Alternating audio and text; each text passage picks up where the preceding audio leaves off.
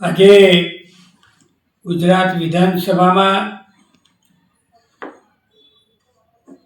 નાના મંત્રી શ્રી કનુભાઈ દેસાઈ સાહેબે આદિજાતિ વિકાસ માટે કુલ 5,425 કરોડની જોગવાઈ કરી છે.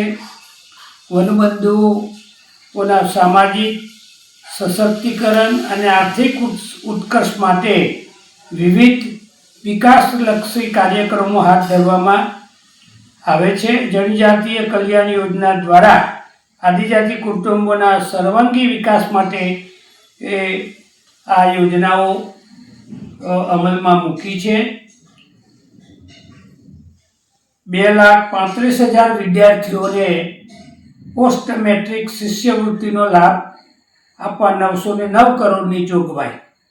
665 આશ્રમ શાળાઓના 1 લાખથી વધુ વિદ્યાર્થીઓ માટે 595 કરોડની જોગવાઈ. સરકારી છાત્રાલય, આદર્શ નિવાસી શાળા, એકલવ્ય મોડેલ રેસિડેન્શિયલ સ્કૂલ અને ગર્લ્સ લિટરસી સ્કૂલના બાંધકામ માટે 679 કરોડની જોગવાઈ. 176 સરકારી કુમાર કન્યા છાત્રાલયો અને 893 ગ્રાન્ટેડ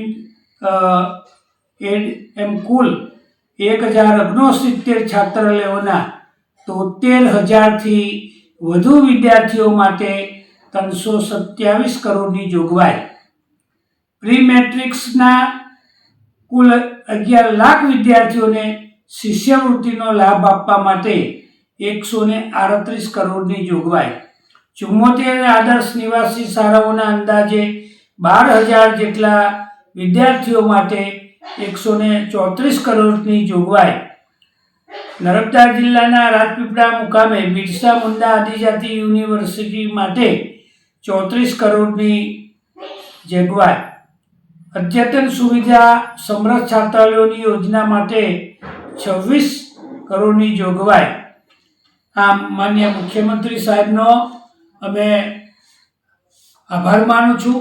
અને બીજી એક સરસ યોજના અમારા છોટાઉદેપુર, દાહોદ અને પંચમહાલ જિલ્લામાં નર્મદા આધારિત ઉદ્વહન સિંચાઈ યોજનાથી 18 તાલુકાના 51,480 હેક્ટર વિસ્તારમાં સિંચાઈની સુવિધા ઉપલબ્ધ કરવાનું આયોજન આ બજેટમાં કર્યું છે. ત્યારે અમારા 3 ધારાસભ્ય, અમારા સંસદ સભ્ય, અમારા સંગઠનના આગેવાનો અને છોટાઉદેપુર જિલ્લાના બધા જ આગેવાનો માનનીય મુખ્યમંત્રી સાહેબ અને અમારા નાના મંત્રી કનુભાઈ દેસાઈ સાહેબનો આ તબક્કે અમે ખૂબ ખૂબ આભાર માનીએ છીએ. ભારત માતા કી જય.